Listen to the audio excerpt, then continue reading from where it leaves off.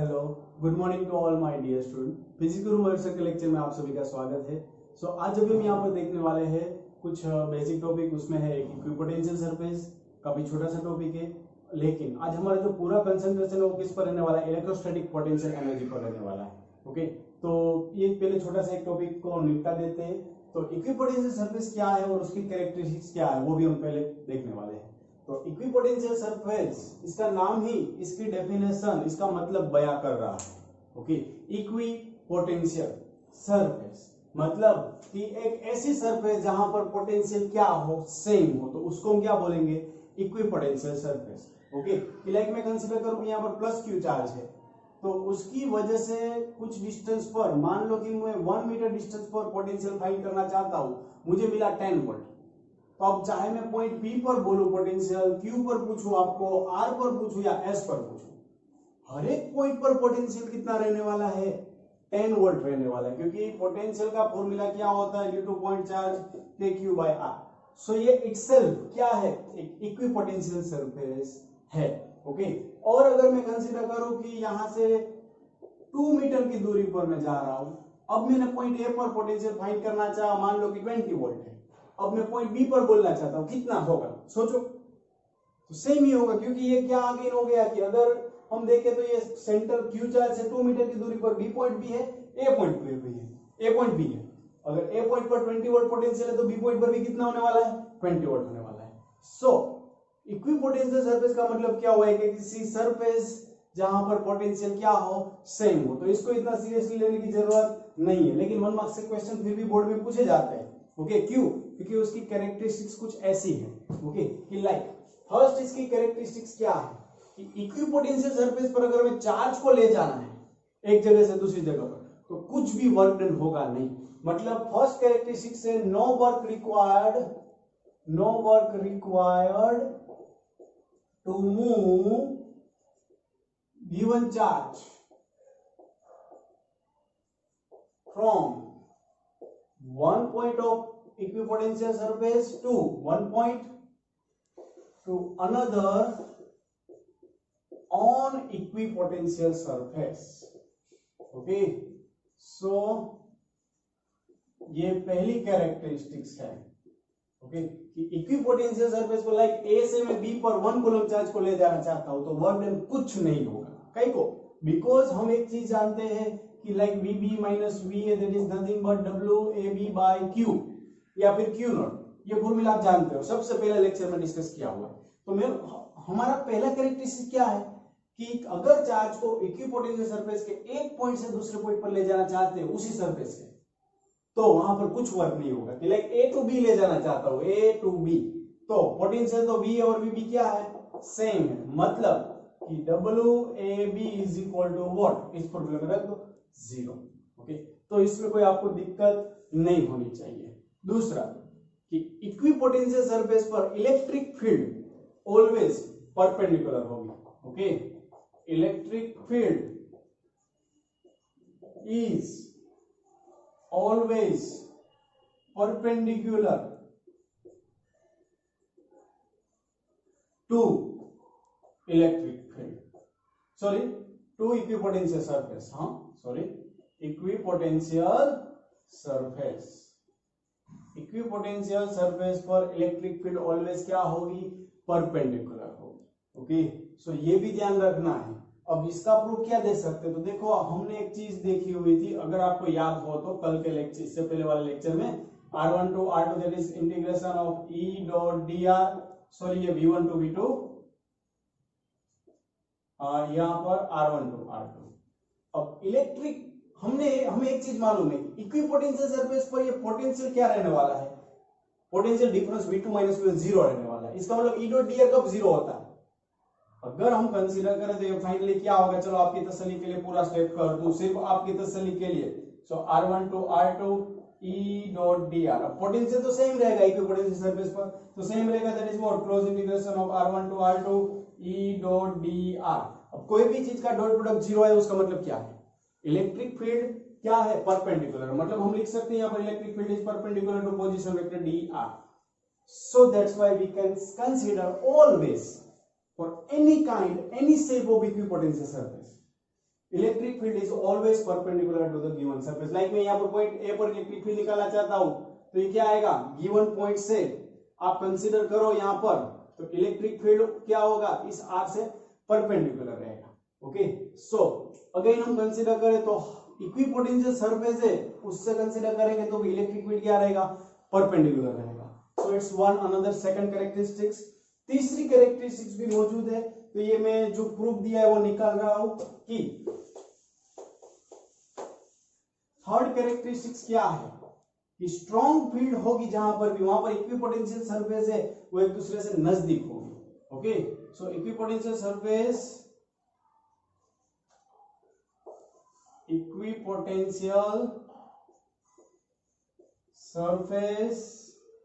lies closer in strong field।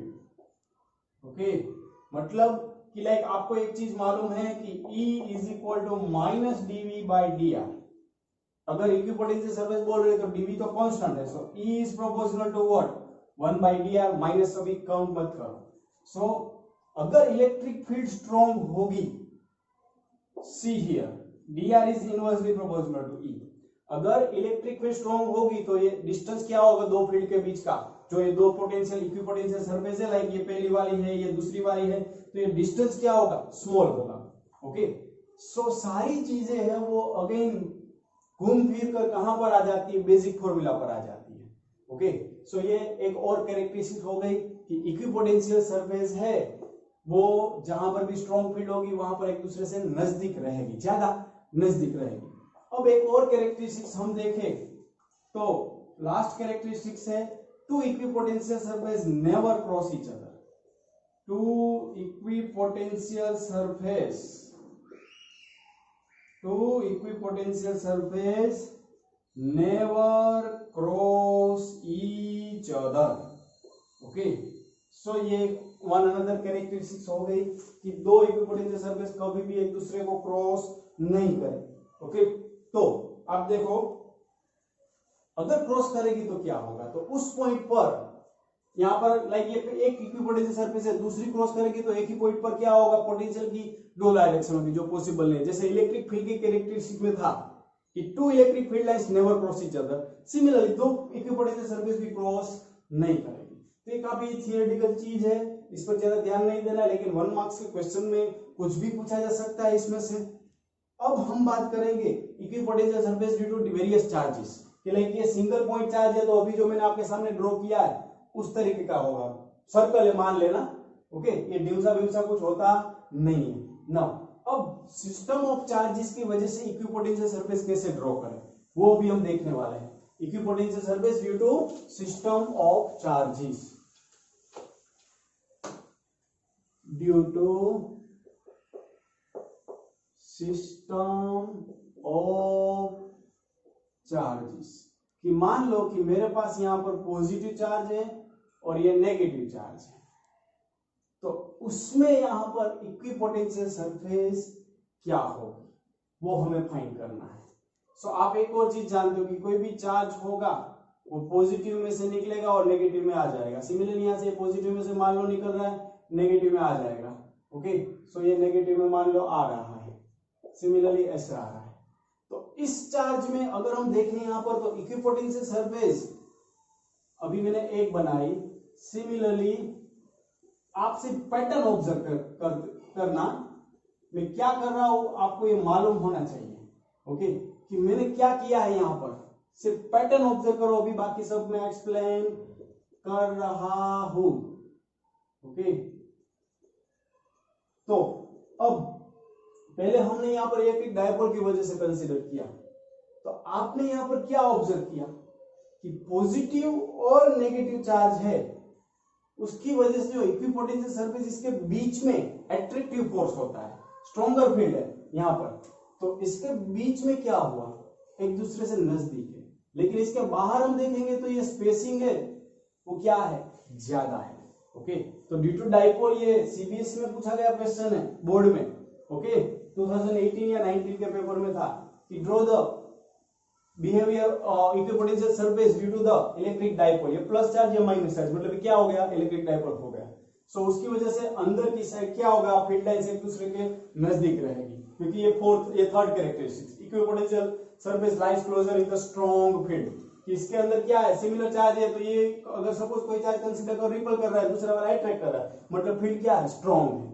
Okay, सो इसके बीच में field strong है, तो इक्विपोटेंशियल सरफेस यहाँ पर नजदीक होगी और बाहर की साइड थोड़ी डिस्टेंस पर होगी।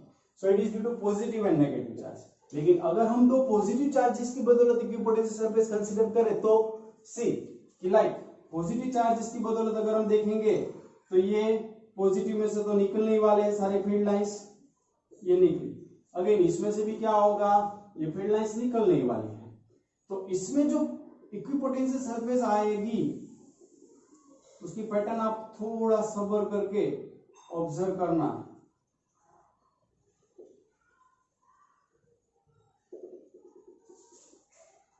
अब आपको थोड़ा फर्क दिखाई दे रहा है कि मैंने क्या किया कि इसके अंदर वाले पॉइंट पर ये फील्ड लाइंस क्या हो रही है, एक दूसरे से ज्यादा सेपरेशन पर है, क्योंकि यहां पर रिपल्सिव फोर्स लग रहा है। ओके, मतलब स्ट्रॉन्गर फील्ड नहीं होगी। So it's nothing but the behaviour of equipotential surface to the system of charges. Okay, so ये यहाँ पर आपको काफी ध्यान रखना पड़ेगा कि पॉजिटिव चार्जेस है तो एक दूसरे को क्या करने वाले हैं, रिपल करने वाले हैं। तो ये आप ऐसे डिफरेंट अगर और फील्ड लाइंस दिखाना चाहो तो दिखा सकते हो। ओके, एक दूसरे को रिपल करेंगे। तो बस आपको यहाँ पर इतना ही समझना है इक्विपोटेंशियल सरफेस में। जो अब रियल टॉपिक है वो शुरू होता है इलेक्ट्रोस्टैटिक पोटेंशियल एनर्जी, वो भी हम देखने वाले हैं।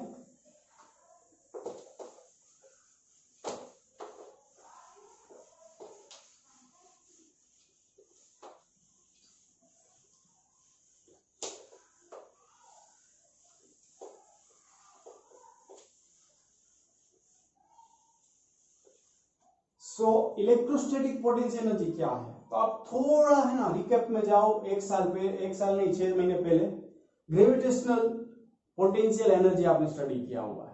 उसमें हम क्या करते थे, थोड़ा याद करो, याद नहीं आ रहा है मुझे मालूम है, लेकिन फिर भी अपने दिमाग पर प्रेशर डालो कि ग्रेविटेशनल पोटेंशियल एनर्जी में हम क्या कर रहे थे कि पहले एक मास m1 को ला रहे थे इनफाइनाइट से, फिर दूसरा मास m2 को ला रहे थे, फिर मान लो कि उनके बीच का डिस्टेंस r12 है या r है, तो वहां पर ग्रेविटेशनल पोटेंशियल एनर्जी का फॉर्मूला ऐसा कुछ मिल रहा था -gm1m2 by r12 या r।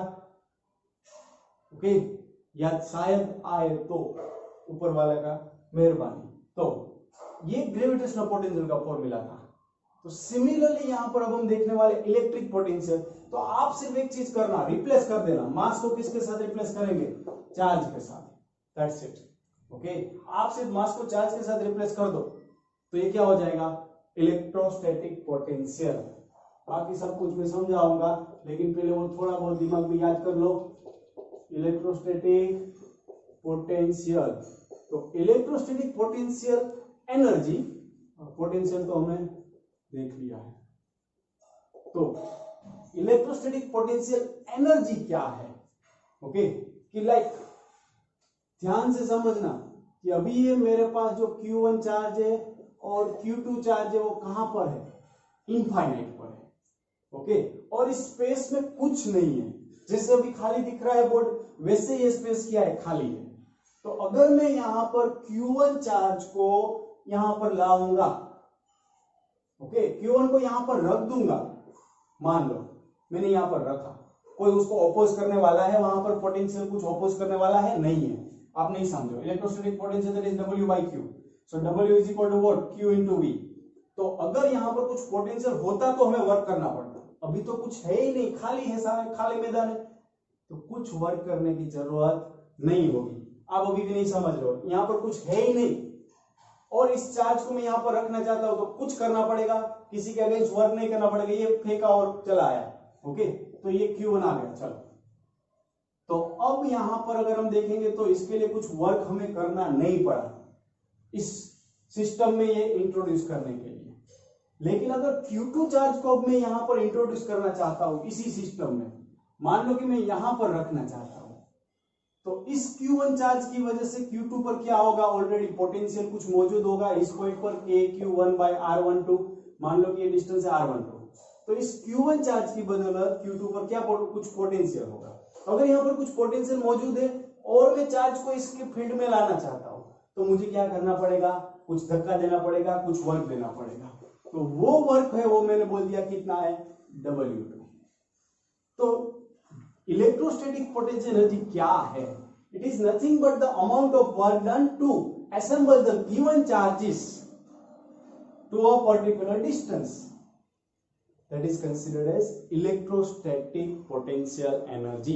कि हम जो भी ये चार्जेस को गिवन डिस्टेंस पर मिलाने के लिए वर्क कर रहे हैं, सिस्टम बना रहे हैं, तो वो जो वर्क कर रहे हैं वो कौन से फॉर्म में स्टोर हो रहा है, इलेक्ट्रोस्टैटिक पोटेंशियल एनर्जी के फॉर्म में स्टोर हो रहा है। ओके, तो इसमें भी ग्रेविटेशनल पोटेंशियल एनर्जी में हमने सबसे पहले वर्क ही फाइंड किया था। ओके, तो अब हम यहां पर आगे बढ़े तो नेट वर्क डन कितना होगा, ये Q1 और Q2 को मिलाना है तो it's nothing but W1 plus W2। और ये फॉर्मूला दिमाग से निकलना नहीं चाहिए कि potential that is W by Q, so work done W that is Q into V। तो पहला वर्क डन कितना है, 0 है। लेकिन दूसरा वर्क डन कैसे हम फाइंड करेंगे, तो देखो दूसरा वर्क डन क्या होगा, तो वर्क डन का फॉर्मूला क्या है, चार्ज इंटू पोटेंशियल। तो चार्ज किसका, तो हम किसको लाना चाहते हैं यहां से, इनफाइनाइट से यहां गिवन पॉइंट पर Q2 को। तो चलो Q2 को मैंने रखा, लेकिन जब मैं यहां पर Q2 को उठाकर ला रहा था तो किसका पोटेंशियल मौजूद था, Q2 का तो खुद का नहीं होगा, तो Q1 का पोटेंशियल R12 डिस्टेंस पर मौजूद था। मतलब कि ये किसके कौन से पोटेंशियल के अगेंस्ट मुझे यहां पर वर्क करना पड़ेगा, पहले वाले चार्ज के पोटेंशियल के अगेंस्ट वर्क करना पड़ेगा। सो बी केयरफुल, जो आपको यहां पर समझना है वो क्या है, वर्क डन समझना है। इलेक्ट्रोस्टैटिक पोटेंशियल एनर्जी समझने के लिए वर्क डन मालूम होना चाहिए। ओके, सो अब Q1 चार्ज पहले से मौजूद था तो वर्क कर कितना की करना पड़ा, Q2 इंटू V1। अब Q2 V1 का फॉर्मूला क्या होता है, potential to single charge point charge KQ1 by R12। So finally आपने क्या ऑब्जर्व किया, Q1 Q2 बाय R12। तो जो ये हम वर्क कर रहे हैं वो कौन से फॉर्म में स्टोर हो रहा है, it's electrostatic potential energy of system of two charge. अभी हमने सिर्फ दो चार्जेस कंसीडर किए, so it's U12 that is Q1 Q2 by R12। तो ये दो चार्ज की इलेक्ट्रोस्टैटिक पोटेंशियल एनर्जी हो गई। अब हमारा टारगेट क्या है, हमें तीन चार्जेस के लिए फाइंड करना है इलेक्ट्रोस्टैटिक पोटेंशियल एनर्जी। समझना, अब थोड़ा डिटेल में समझ में आएगा अगर ऊपर वाले की मेहरबानी हुई तो। ओके, अब हम यहां पर स्टडी करना चाहते हैं electrostatic potential energy due to system of three charges. अब मैं तीन चार्जेस को इकट्ठा करना चाहता हूं सेम तरीके से। कैसे, कि मान लो कि यहां पर Q1 Q2 और Q3 अभी वेटिंग में है। अब पहले आप यहां पर अभी सिर्फ इतना देखना, ये पूरा आपको क्या दिख रहा है, ये जो स्क्वायर किया है वो खाली मैदान दिख रहा है। ओके, तो अब मैं यहां से Q1 को रखूंगा, कोई अपोज करने वाला है नहीं। ये कैसी बात हुई कि सबसे पहले आप पृथ्वी पर आए, कोई नहीं है, आपने घर बना डाला। अब आपके घर के आजू बाजू में भी कोई आएगा तो आप क्या करोगे, अपोज करोगे, सारा मेरा एरिया है। तो वैसे ही ये चार्ज है वो इस दुनिया में आया, तो यहां पर वो सपोज आकर उसने अपना आसिया बनाया Q1, कोई अपोज करने वाला नहीं था, यहां पर बना दिया और रुक गया, चलो। लेकिन अब इसके आजू बाजू में कोई भी आएगा तो इसका कुछ ना कुछ तो इफेक्ट वो करेगी ना, ये इफेक्ट करेगा, मतलब Q2 को आना है यहां पर। तो कौन यहां पर मौजूद है पहले से, Q1। तो Q1 क्या करने वाला है, इसको अपोज करेगा। अपोज करेगा मतलब हमें अगर इसको यहां पर कंपल्सरी बिल्ड करना है तो हमें क्या करना पड़ेगा, कुछ वर्क करना पड़ेगा। सो दैट्स इट, वेरी गुड। अब थोड़ा बहुत समझ रहे हो आप, W1 = 0 है। अब मैं Q2 को यहां पर ला रहा हूं, कहां पर ला रहा हूं, मैंने बोल दिया Q2 यहां पर रख रहा हूं, कितने डिस्टेंस पर, R12 पर। तो इसका वर्क कितना करना पड़ेगा, सो अगेन वो फॉर्मूला भूल जाओगे आप बारी बारी, तो मैं बारी बारी लिखूंगा। Potential that is W by Q, so W = what, Q into V। अब Q स्टैंड्स फॉर व्हाट, कौन सा चार्ज ला रहे हैं, Q2, तो Q2 रखेंगे। लेकिन पोटेंशियल कौन किसका मौजूद था जब मैं यहां पर चार्ज Q2 लाया, तो पहले वाले का, सो V1 रखूंगा। Be careful, Q2 into V1। तो V1 क्या होगा, it's nothing but KQ1 by R12। लेकिन अभी तो सिर्फ 2 चार्जेस आए, अभी तीसरा भी वेटिंग में है, अब उसकी बारी है। तो हम यहाँ पर अब तीसरे वाले को इंट्रोड्यूस करना चाहते हैं इस दुनिया में। तो क्या करेंगे, लाइक मैंने यहाँ पर तीसरा वाला रख दिया, चलो उठाकर Q3, तो इस जगह पर रखा है, कोई भी जगह पर आप रख सकते हो। आप ये मत बोलना कि सर आपने वही जगह क्यों सिलेक्ट की, नीचे की साइड नहीं रख सकते, रख सकते हो, आपकी मर्जी। ओके, तो ये मेरी मर्जी है। तो Q3 को यहाँ पर रखा, तो Q1 की वजह से वहां पर कुछ ना कुछ पोटेंशियल होगा, हाँ होगा, और मान लेते हैं डिस्टेंस R13 है। सिमिलरली Q2 की वजह से Q3 पर कुछ ना कुछ, अब तो Q2 भी आ गया है, ये बंदर वाली स्टोरी है कि 8 बंदर है तो एक को मारेंगे, फिर एक को चला गया तो फिर जो मार खाया वो भी मारेगा, अब इसने मार खाया था तो ये भी उसको मारेगा। जिसने सुनी है वही समझेगा, अभी जो मैंने बंदर वाला स्टेप बोला है। R23 ये डिस्टेंस पर Q3 पर वर्क डन अगर हम W3 फाइंड करें तो Q3 पर वर्क डन W3 किसकी वजह से होगा, तो again charge Q3 multiply by इसका पोटेंशियल इतने डिस्टेंस पर, मतलब V1 प्लस 2 का पोटेंशियल 3 पर, that is V2। Net potential इस Q3 पर कितना होगा, ये दोनों को पोटेंशियल की वजह से जो नेट मिलेगा वही रहेगा। सो V1 तो एक्चुअली नहीं, V13 बोलो और ये V23 बोलो। ओके, ये मैंने क्या किया, आप शायद यहाँ पर रुके हो तो अगेन चार्ज मल्टीप्लाई पोटेंशियल किया, लेकिन इस जगह पर पोटेंशियल 2 चार्जेस की बदौलत रहने वाला था। सो नेट वर्क डन कितना होगा, net work done that is W1 plus W2 plus W3। So W1 कितना, तो पहले इसको लाना था, कुछ वर्क करना पड़ा, नहीं करना पड़ा। So finally W1 is equal to what, 0। W2 that is K Q1 Q2 by R12 plus W3 that is Q3 into V3, V13 मतलब potential into Q1 charge at 3, so Q1 Q3 by R13, sorry Q3 तो अब नहीं लिखेंगे ना, potential अभी लिख रहे हैं Q1 चार्ज की बदौलत, प्लस Q2 चार्ज की बदौलत यहाँ पर potential K Q2 by R23।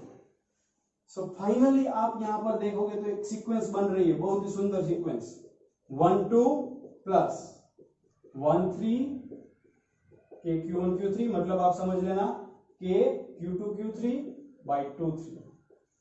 So it's your net work done to assemble the 3 charges, और यही वर्क डन कौन से फॉर्म में हो जाएगा, इलेक्ट्रोस्टैटिक पोटेंशियल एनर्जी के फॉर्म में हो जाएगा कन्वर्ट। ओके, मतलब स्टोर हो जाएगा। सो इलेक्ट्रोस्टैटिक पोटेंशियल एनर्जी क्या है, it is nothing but the work required to assemble the given system of charges in a given space. Okay, तो जो भी हम वर्क करेंगे वो किसके फॉर्म में स्टोर होगा, इलेक्ट्रोस्टैटिक पोटेंशियल एनर्जी के फॉर्म में स्टोर होगा। ओके, तो ये काफी इंपॉर्टेंट चीज है, आपको कंपल्सरी समझनी ही पड़ेगी, जबरदस्ती समझनी पड़ेगी, कुछ भी हो।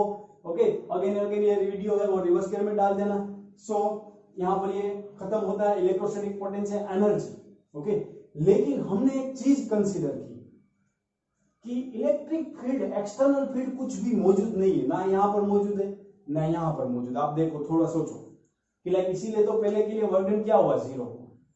लेकिन अगर एक्सटर्नल फील्ड मौजूद होगी, फिर हम Q1 और Q2 को ला रहे हैं, तो क्या होगा, वो अब हम इसके बाद में नेक्स्ट टॉपिक देखेंगे। ओके, तो ये मैंने सिंपल सा है, वो आप कंप्लीट करो लिखकर।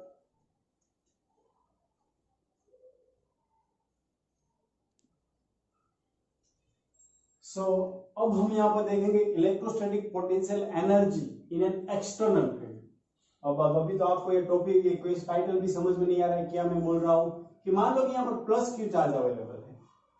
ओके, अब इसकी वजह से क्या होगा कि ये जो भी हम Q1 को इनफाइनाइट से ला रहे थे, Q2 को इनफाइनाइट से ला रहे थे, अब मैं अगर Q1 को इनफाइनाइट से लाकर यहाँ पर रख दूंगा तो वर्क क्या कुछ करना पड़ेगा या नहीं करना पड़ेगा। तो आप एक और चीज ऑब्जर्व करना कि अगर हम बोले कि इसकी वजह से यहाँ पर R डिस्टेंस है, उस पर पोटेंशियल कितना है, VR1 है, कितना पोटेंशियल VR1, मतलब potential due to R1 position vector, तो Q1 पर जहां पर भी रख रहे हैं, तो डेफिनेटली यहां पर चार्ज Q1 है, तो वर्क डन कितना हुआ, Q1 इंटू VR1। मेरी बात ध्यान से समझो कि फील्ड नहीं थी तो कोई दिक्कत नहीं थी, लेकिन फील्ड पहले से मौजूद है, तो चार्ज मल्टीप्लाई वहां पर कितना पोटेंशियल होगा इस सिस्टम की वजह से, VR1 stands for what, potential due two plus Q charge at R1 distance.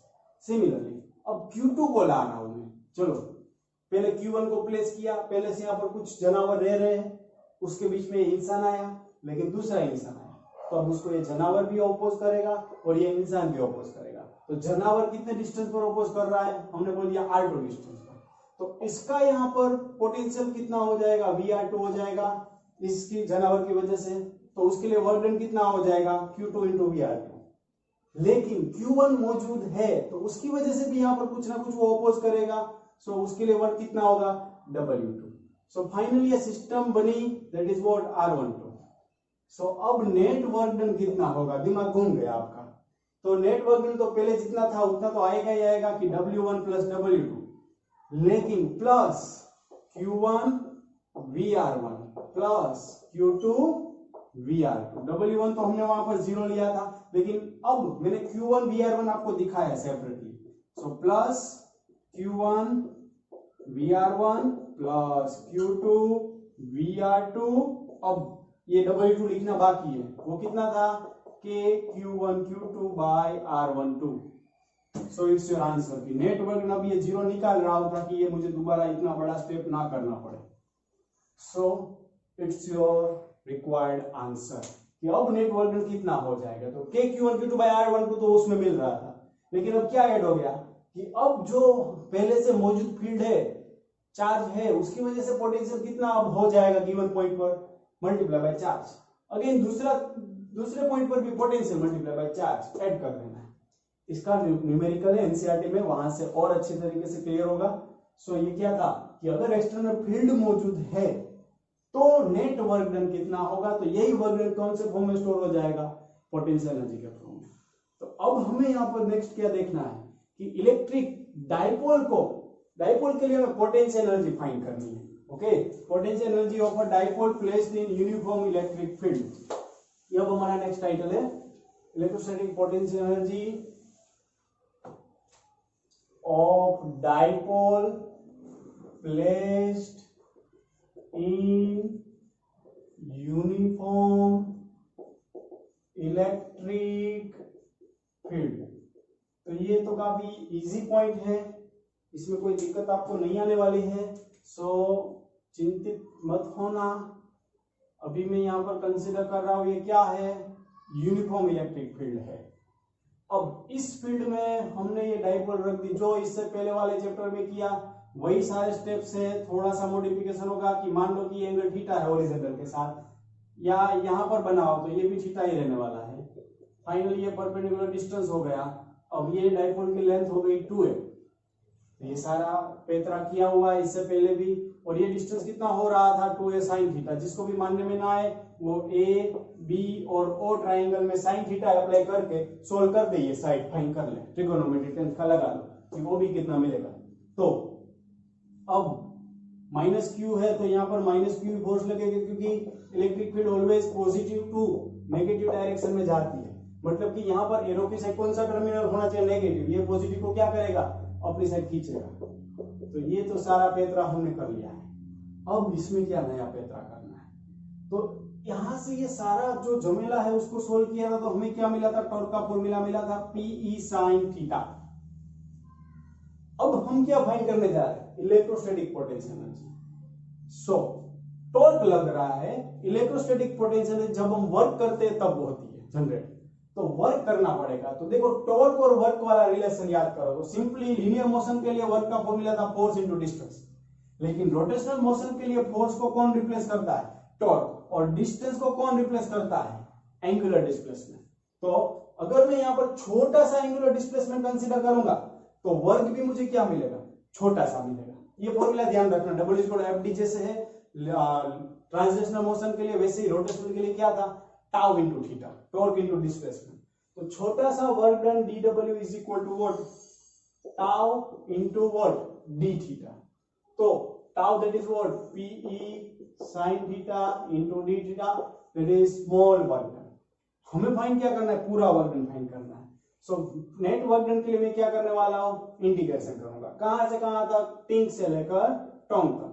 So minus PE sin theta d theta, minus PE तो कांस्टेंट है, निकाल दो बाहर, भेज दो, integration of sin theta d theta that is minus cos theta, sin theta का integration होता है। सो माइनस PE, पहले अपर लिमिट, बाहर को माइनस भेज देता हूं, चलो ओके, सो मैंने क्या किया कि ये माइनस कोस थीटा का माइनस भी बाहर भेज दिया, तो सॉरी ये माइनस साइन है ही नहीं, मेरी गलती है यहाँ पर। अब minus PE cos theta 2 minus cos theta 1, तो अब इसको मैं प्रॉपर फॉर्म में लिखूं, सो ये PE cos theta 1 minus cos theta 2, मैंने सिर्फ साइन को अंदर दे दिया। सो ये नेट वर्क डन का फॉर्मूला मिला कि डायपोल को यहां से थीटा एंगल रोटेट करवा रहे हम, थीटा 1 पर है, थीटा 2 पर ले जा रहे हैं, तो वर्क डन कितना होगा, P cos theta 1 minus cos theta 2 होगा। कुछ नहीं है, काफी इजी है। माइनस की मिस्टेक यहाँ पर हुई तो आप उस पर ध्यान मत दो, क्योंकि माइनस होता ही नहीं है। अभी तो टॉर्क का फॉर्मूला पी साइन थीटा है, तो माइनस का कुछ सोचना नहीं था, फिर साइन थीटा का माइनस कोस थीटा कर दिया। तो अब मान लो कि ये डायपोल है वो ऐसे नहीं रखे हुए, ऐसे रखे हुए, मतलब इनिशियली थीटा 1 कितना है, 90 डिग्री है। डायपोल को इलेक्ट्रिक फील्ड से परपेंडिकुलर रखा हुआ है, और थीटा 2 में अब कितना रोटेट कर रहा हूं, थीटा एंगल जितना। So W is equal to what, now PE cos theta 90 है, तो cos 90 minus cos theta. So finally आपको क्या मिल रहा है, यही पोटेंशियल एनर्जी में कन्वर्ट हो रहा है work done. So potential energy that is minus PE cos theta. So और सोचो, माइनस PE cos थीटा को मैं क्या लिख सकता हूं, P डॉट E लिख सकता हूं, याद करो A dot B that is AB cos theta, तो AB cos थीटा हो तो A डॉट B लिख सकते हो, तो सिमिलरली यहां पर क्या लिख सकते हैं, P डॉट E। तो अब हमें डायपोल की 3 कंडीशन डिस्कस करनी है, stable equilibrium, unstable equilibrium and zero energy. So first for stable equilibrium, तो फॉर स्टेबल इक्विलिब्रियम, तो स्टेबल इक्विलिब्रियम के लिए डायपोल के पास जो भी एनर्जी होगी क्या होगी, मिनिमम होगी। तो वो कब होगी, जब थीटा कितना होना चाहिए इस इक्वेशन में 0, तो जब थीटा 0 होगा, सो potential energy is what, minus P, मतलब मिनिमम टू मिनिमम एनर्जी होगी। मतलब क्या कि P और E दोनों एक दूसरे से क्या हो गए, पैरेलल हो गए। मतलब ये डायपोल ऐसे रखी होगी, माइनस चार्ज यहाँ पर प्लस Q चार्ज यहाँ पर, मतलब फील्ड और डायपोल मोमेंट दोनों सेम डायरेक्शन में हो गए। और अनस्टेबल इक्विलिब्रियम, ये भी आपको समझना है। तो फॉर अनस्टेबल इक्विलिब्रियम थीटा कितना होगा, 180 होगा या पाई होगा। सो 180 आप यहां पर रखोगे, minus P cos 180 that is cos 180 minus 1। So finally potential energy क्या हो जाएगी, प्लस PE हो जाएगी for unstable equilibrium. And third one for zero energy, तो जीरो एनर्जी कब बनेगी, जब थीटा कितना रखोगे, जीरो पोटेंशियल एनर्जी, थीटा 90 रखेंगे, सो U क्या हो जाएगा, 0, theta is equal to 90 degree. Okay, so that's it. अब आपको एक कंफ्यूजन होने वाला है कि ये फॉर्मूला यूज करें या ये फॉर्मूला यूज करें। तो स्टैंडर्ड फॉर्मूला ये है, लेकिन ये यहां से ये कब निकला, जब डायपोल को 90 डिग्री पर रखा है तब ये फॉर्मूला क्या निकला, पोटेंशियल एनर्जी का माइनस P डॉट E निकला। सो बी केयरफुल कि ये स्टैंडर्ड फॉर्मूला है, उसमें जब भी डायपोल का ओरिएंटेशन 90 डिग्री हो, फिर थीटा रोटेट कर रहे हो, तो इस हालत में ये फॉर्मूला निकलेगा। तो जब भी P cos थीटा आप यूज करो तो ध्यान में रखना कि डायपोल का ओरिएंटेशन 90 डिग्री है, वहां से उसको थीटा घुमा रहे हैं। So be careful. Okay, so that's it. So आज हमने यहाँ पर जो कुछ भी देखा वो ऑलमोस्ट थियोरेटिकल है। ओके, तो अब नेक्स्ट लेक्चर में हम यहाँ पर देखने वाले हैं इसी के बेस्ड न्यूमेरिकल। तो ये फॉर्मूला आपको नहीं भूलने और मेथोडोलॉजी नहीं भूलनी है। धन्यवाद।